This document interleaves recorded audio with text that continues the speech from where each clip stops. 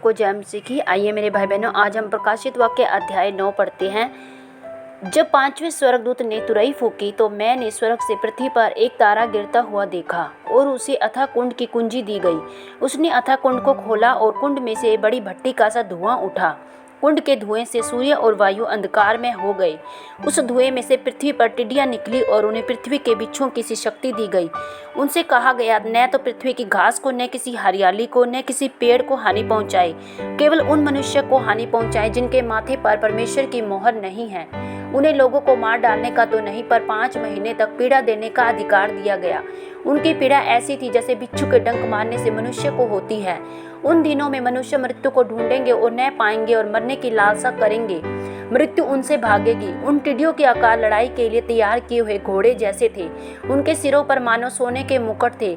उनके मुंह मनुष्य के जैसे थे। उनके बाल स्त्रियों के बाल जैसे और दांत सिंगों के दांत जैसे थे। वे लोहे की सी जिलम पहने थे। उनके पंखों का शब्द ऐसा था जैसा रथों और बहुतों से घोड़ों का जो लड़ाई में दौड़ते हों। उनकी पूंछ बिच्छुओं की सी थी। उनमें डंक थे और उन्हें 5 महीने तक मनुष्य को दुख पहुंचाने की जो शक्ति मिली थी वह उनकी पूंछों में थी। अथाह कुंड का दूत उन पर राजा था। उसका नाम इब्रानी में अबदोन और यूनानी में अपोल्योन था।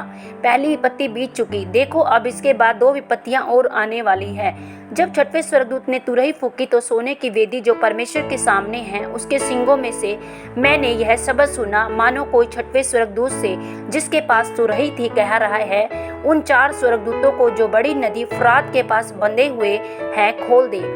वे 4 दूत खोल दिए गए जो उस घड़ी और दिन और महीने और वर्ष के लिए मनुष्य की 1/3 के मार डालने को तैयार किए गए थे। उनकी फौज के सवारों की गिनती 20 करोड़ थी। मैंने उनकी गिनती सुनी। मुझे इस दर्शन में घोड़े और उनके ऐसे सवार दिखाई दिए जिनकी जिल्में आग और धूम्रकांत और गंधक की सी थी। उन घोड़ों के सिर सिंगों के सिरों के समान थे और उनके मुंह से आग, धुआं और गंधक निकलते थे।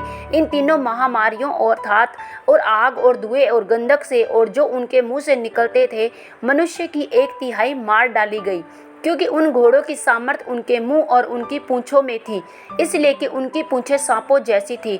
उन पूंछों के सिर भी थे और इन्हीं से वे पीड़ा पहुंचाते थे। बाकी मनुष्य ने जो उन मरियों से न मरे थे अपने हाथों के कामों से मन न फिराया कि दुष्ट आत्माओं की और सोने और चांदी और पीतल और पत्थर और काठ की मूर्तियों की पूजा न करे, जो न देख न सुन न चल सकती है, और न जो खून और टोना और व्यभिचार और चोरी उन्होंने की थी उनसे मन न फिराया। आमीन। प्रभु आप सबको प्रकाशित वाक्य सुने जाने और पढ़े जाने पर बहुतायत से आशीष और बरकत दे। सबको जय मसीह की। God bless you.